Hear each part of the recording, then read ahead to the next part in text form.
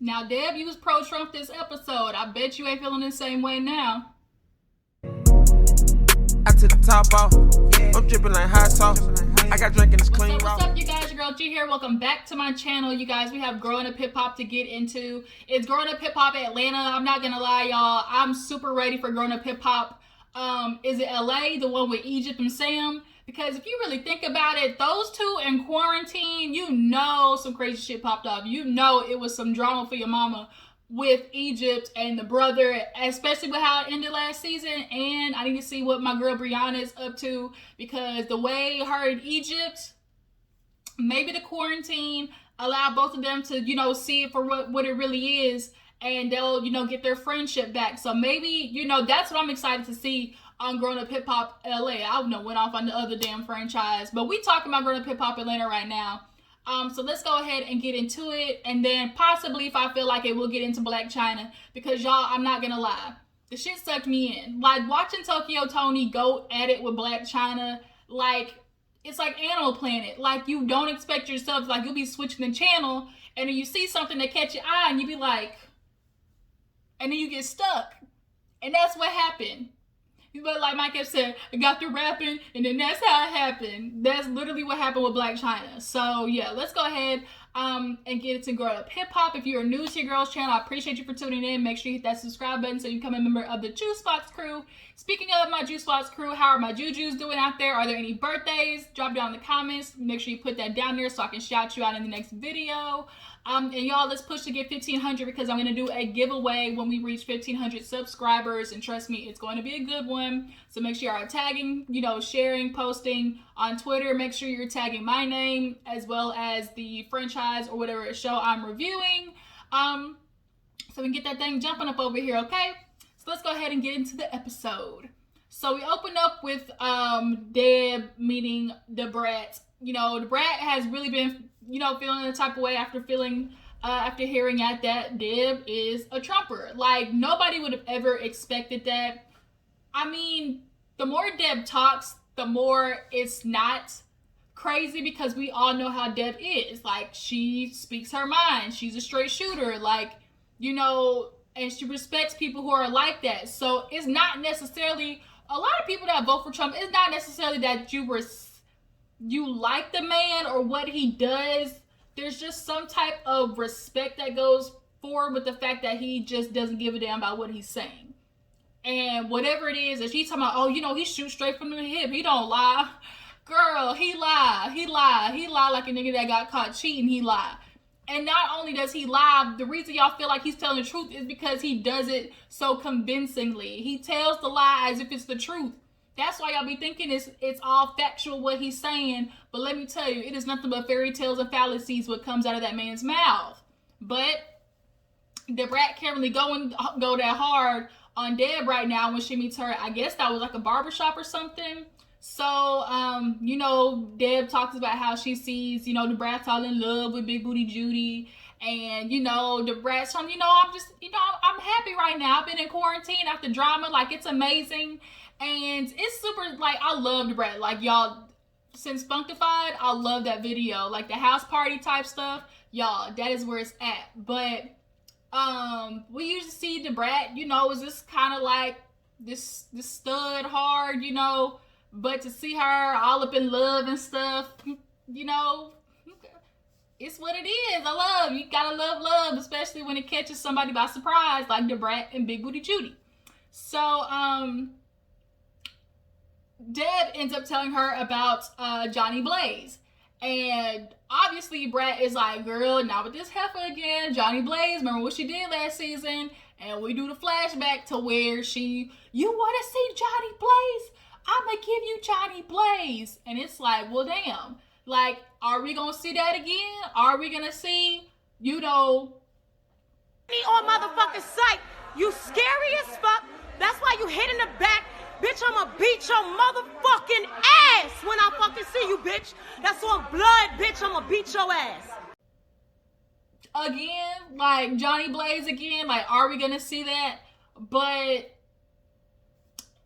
Deb is not working with her necessarily on a business front, more being for her as a mentor. because she did sign her, and obviously that went nowhere because Blaze can't keep herself from starting fires everywhere. So people stopped working with her. I think girls get like it mixed up between, oh, I'm being real, I'm not gonna let no bitch disrespect me, you know, I'm not gonna let her feel like she can get away with something, and they confuse that with going off and, you know, getting loud and, you know, going ham or whatever trying to check a bitch. But it's like, you definitely can check a girl without doing all of that. Like, you honestly can. You do the shit behind the scenes though, like the way you can check a girl. Heck, if you do decide to fight a girl, you do the shit off camera, so there's no evidence. The only evidence that you'll see, hopefully, is that she just walks out randomly with a black eye. But because you did the shit off camera, and you know, she can say she did it all day. But if you get caught pictured at the restaurant, you got plausible deniability. I done watched Law and Order SVU enough to know plausible deniability. Okay, yeah, you might have said it, but guess what? I was pictured here, here, and here. So how did it happen? Okay, gotta think smart, girl. Think smart, Johnny. You ain't thinking smart. So, she's telling her, like, you know, she's changed. She's working on herself. The quarantine definitely has, you know, Johnny, you know, different. So the rest like, yeah, okay, or whatever. But she's like, you doing music? And she's like, no. She's like, you working with her? And Deb was a little hesitant to say, I think that she was. I don't know if she's necessarily like managing her, but there definitely, like I said, is a little bit of like some type of mentorship. So then they get into, you know, her wanting to do this luncheon with the ladies. And, you know, Brad's saying, I'm not playing with this COVID. I'm not going there. Plus on top of that, to hear Deb that you support this Cheeto with a toupee on, you know, I can't do it. Like, the Brat is just confused. She's like, how do you support me? And she's like, she said that man can't be nobody's president. Not a dog, not a ferret, not a bird. It's true. Like, you cannot follow this man. He will run you clean over a cliff. And that's what these people who went to the Capitol just realized. That man, y'all followed that man right over a cliff. Y'all should have took heed the fact that he was getting out. Now look at you. You done stormed the Capitol, which is a federal offense. And half y'all are losing y'all's job. Now, how are you going to sit there and pay for bills and put food in your kid's mouth? Because now, forever, when your name is Googled or when they do a background check, that shit's going to pop up. So now look at you. What are you going to do? And I guarantee he ain't calling now one of y'all talking about, you know what? You was such a noble follower. You was such a noble, you know, army man. I'm going to cover your rent for the whole year. He ain't doing nothing, okay? Let me tell you, because come to find out, he still owed one of these banks like $300 million, and they've been trying to get it from him for years. So if he's SOL, what does that mean for you? But that's another video. But nonetheless, that's what Brat is confused about, how Deb can support him. Because he will run you clean over a motherfucking cliff. So after that, we see Bow Wow go to his mom's house to talk about how he's doing this whole album thing, and you know, each lady that he talked to is gonna be like a single.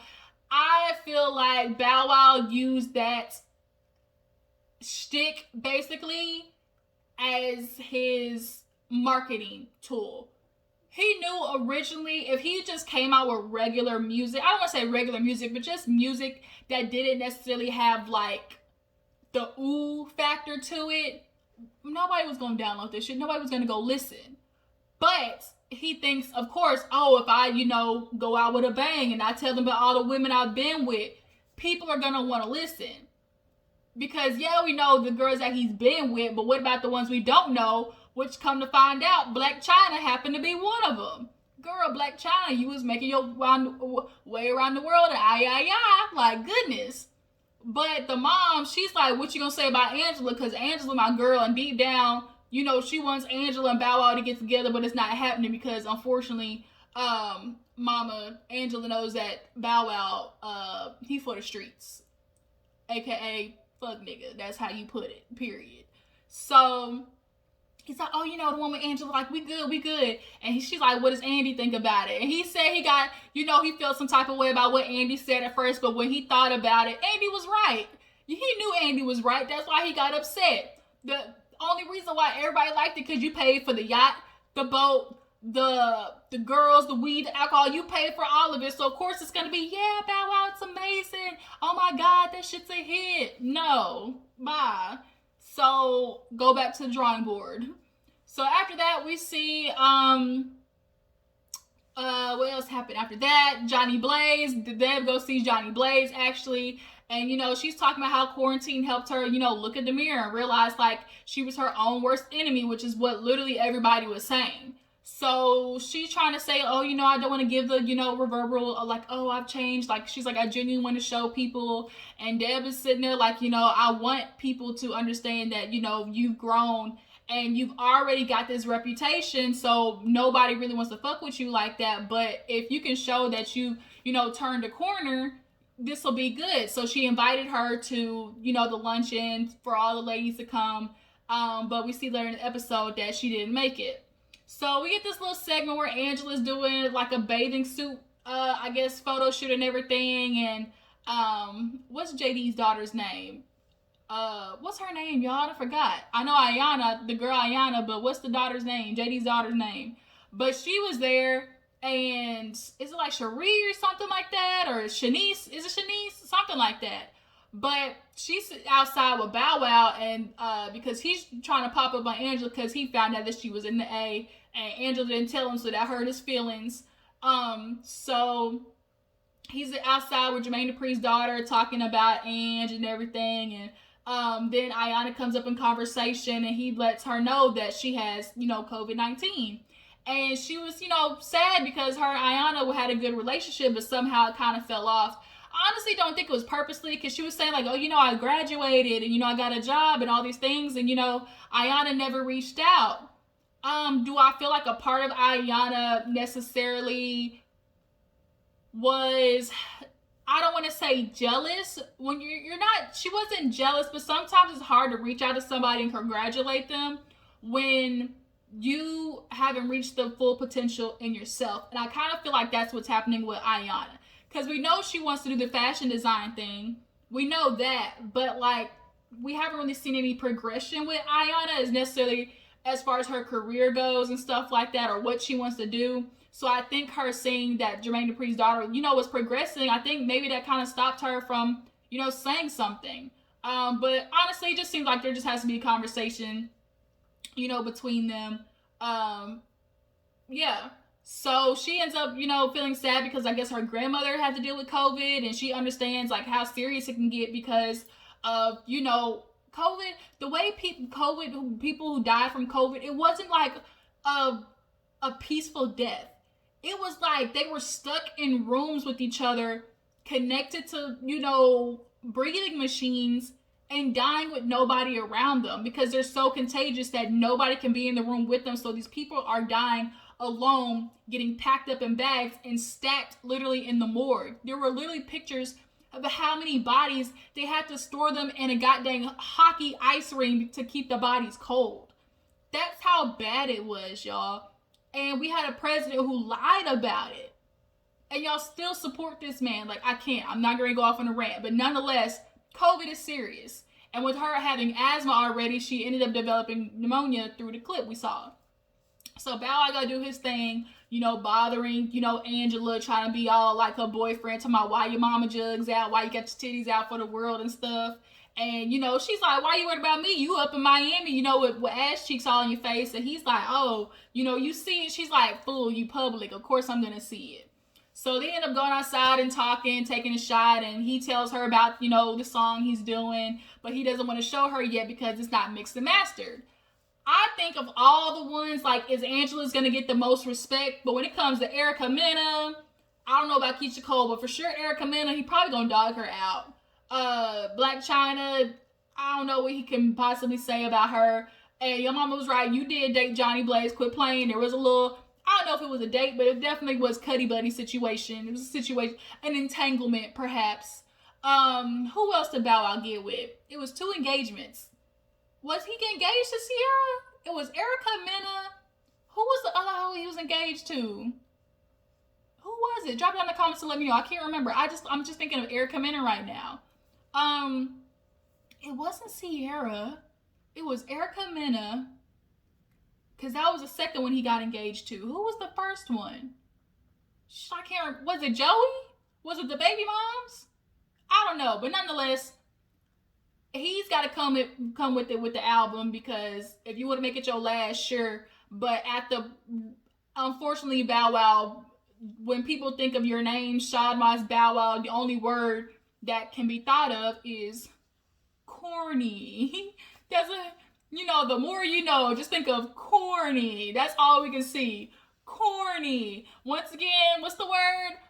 Corny. That's all we can think of when we think of Bow Wow, unfortunately. So moving on, we finally get to Deb's, little lunchy on, and Diamond. We all remember Diamond. What's the song? I love the way she rock her hips and wave and sip.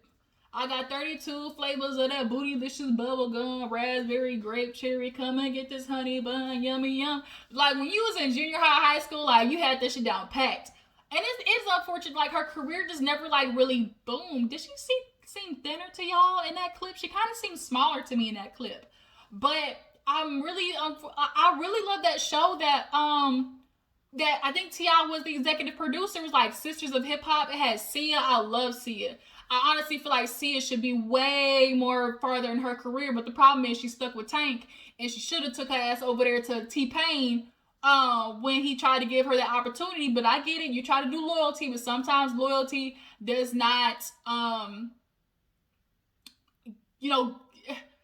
sometimes it supersedes, opportunity. Sometimes people miss out on opportunities due to loyalty, and that's what you did with Tank. But nonetheless, I really miss that show, Sisters of Hip Hop. Like, I really feel like they should add some new girls. Like, if they did Sisters of Hip Hop with, like, Mulatto, Bia, Cash Doll, Flo Millie, like, if we fought, that would be so good. Hey, I'm cornering that right now.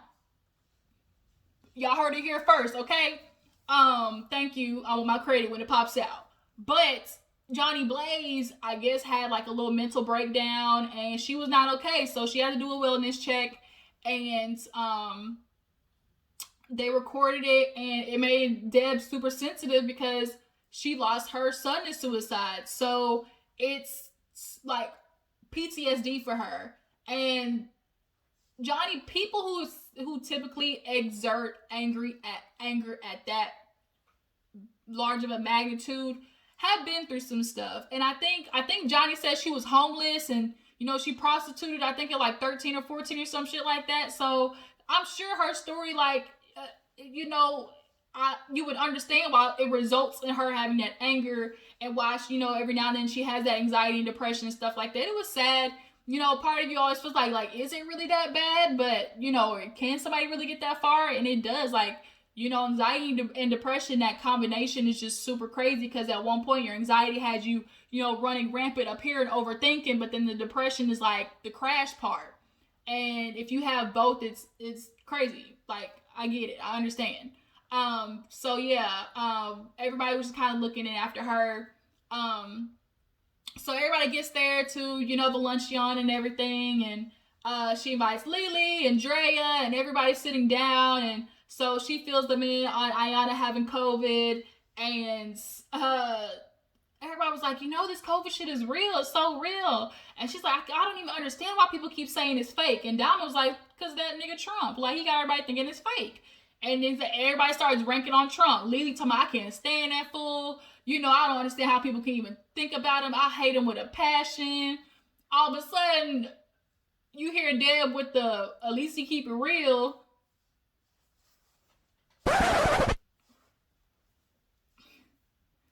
You want to run that back again, Deb? Everybody's face was like...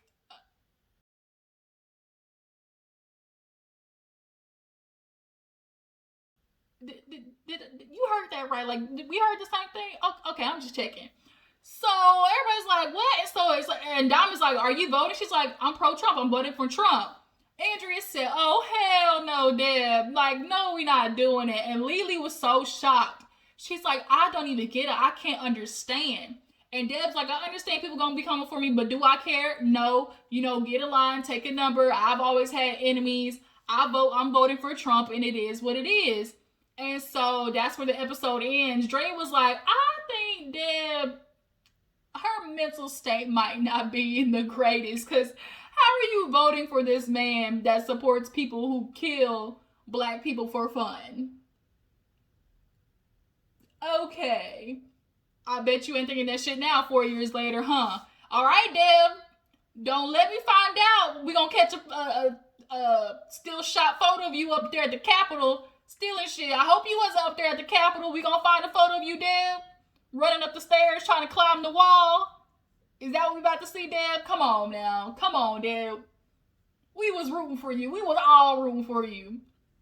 But next week we see the preview and we see Tammy finally gets filled in on how Deb feels about Trump and everything. And yeah, Tammy obviously isn't gonna take it that well. But yeah, let's go. Okay, you know what? Let's talk about Blac Chyna a little bit. I might as well combine, the stuff, because I'm not going to give it an individual individual review. So let's go ahead and move into Blac Chyna. Y'all, I'm just going to do a tidbit of this episode. Basically, the gist is Blac Chyna and her mama are trying to figure out their relationship. And she has her friends. Toni's feeling like I need to get from whoever around her that she got around her that got her feeling a type of way about me. I don't know what her problem is. This bitch always got something to say.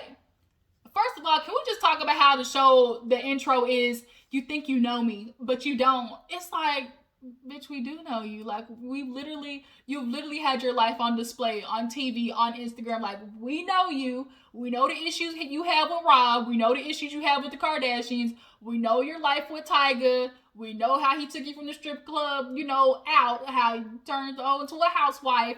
We know. So, miss me with that. And we know that you and your mama definitely are putting on for the cameras. Yes, y'all have a bad relationship, but this definitely is some extra shit. Like, it really, I hope this shit ain't real. Like, I understand they have a bad relationship, but you know what? Toni is crazy. This shit really might be real, because Toni is crazy. So we saw from like the finishing part of them fighting, Chyna threw a chair at her mom. Tonio said, I hope that bitch kill herself. Like, how could she do that to me? She keeps trying to bring up some car situation. Like, she got her a car or something, now it's waiting in the driveway. Like, I don't know, something like that. And Chyna's trying to I'm trying to break the generational curse. I'm not going to do this with my kids. And it's like, but you did. We watched you do that on, Rob and Chyna. Like, you did, but you crazy. You just like your mom. And so Tokyo's like, all the stuff she do to me, I see all she got, and this how she gonna treat her mom. That bitch ain't never done nothing for me. And it's like, parents, you gotta understand. Yes, is it nice for your child to get successful and pay you back for what, you might have given up for your life and stuff like that, but are they obligated to? No, they're not. Just because you're her mother does not mean that she owes you anything. And I think that's what Toni feels. Like, you feel like because your daughter went off and made it, that she owes you the same lifestyle, but she doesn't, especially if y'all don't have a good relationship, and especially if I'm thinking exactly what's happened, like, I think what has happened, which is she grew up her whole life with you putting men before her, going out running the streets. Like, I'm interested to know the perception of Toni raising Chyna and Chyna's childhood with Toni. That's what I want to see. I don't want to see this madness right here. I want them to actually break down, because this didn't just start now. This has started from the childhood. So I want to know that part. Definitely go see Dr. What's his name? Not Dr. Drew, but the black one that be talking to everybody on Viceland. That's the one y'all need to go see. And he also sees Waka and Tammy as well. But because they pop off, the friends decide, okay, we're gonna talk to Toni a separate time. We need to figure out something. Let's try to be the mediator. Toni's back at the hotel, still mad. She feels like, that's my daughter. She shouldn't be able to talk to me any type of way. I guess the dude's name is Wazzy. He's like, you can't go. Like, that's your daughter at the end of the day. And she's like, I don't know this Blac Chyna bitch. I don't know her. Like, I want Angie back. I want Angela. And it's like, well, you can't get Angela when you're constantly instigating. Toni instigates. She does. She does not know how to have a conversation. The only thing that bitch knows how to do is argue. That's what she knows how to do best. And when you say something that she doesn't like, there are people in the world who, if you say something that they don't like, they take it as disrespect. Just because you don't like what I have to say doesn't mean I'm disrespecting you. It doesn't. And especially as a parent and a child, you know, when a child grows up and does become an adult, you know, they are at liberty to speak their mind a little bit more, not as your child, but just as an adult, and like two adults having a conversation. And sometimes I think parents, I guess, feel entitled to the conversation always being a parent-child conversation. But at the point that I'm 30 and I have kids, it's not that I'm disrespecting you, but if we get into a conversation, it turns into an argument, like, it shouldn't be taken as I'm disrespecting, you know, my parent. And everything that Toni sees Chyna's doing, oh, that bitch is disrespecting me, she's talking crazy to me, I'm her mother, like, you not getting ready to do that, I'ma always check that bitch, blah, blah, blah, blah, blah, what she always says with her gap teeth, okay? We know what she says. So, Treasure, and I think his name is Ashton or something like that, go see Toni at the park, and the girl Treasure is really trying not to pop off because she's been there with Chyna. She understands it. And Toni is going, oh, I don't even know why she's upset at me, why she mad. And the girl Treasure's like, you've literally been on social media blasting her. I didn't say that. What you mean I've been on social media? And then she talks out of both sides of her neck. Well, I get on social media because that's the only way I can reach her. Like, which one is it, Toni? I mean, we've seen it. We watched the videos. She talked mad shit, cash money shit about her daughter on social media. Like, we've seen it. And then Treasure was like, I've tried to reach out to you, talk to you. Like, at some point, we've even had a good relationship. Bitch, I don't know you. I can think of only 3 times, you know, that we've met. So Treasure's like, well, then name them then. She's like, well, 3 or 4. She's like, well, name them. Bitch, I don't know you. Like, you, okay. She's like, they lived on Ox Hill or something like that. She's like, I was there. And so Toni tried to flip it and be like, well, how about you tell me when you see me? How about you tell me how many times you seen me? Like, she is the swindler of conversations, because she's delusional, y'all. As much as she wants to say her daughter's bipolar, the shit is in the DNA. So if she got it, what you think it's about you?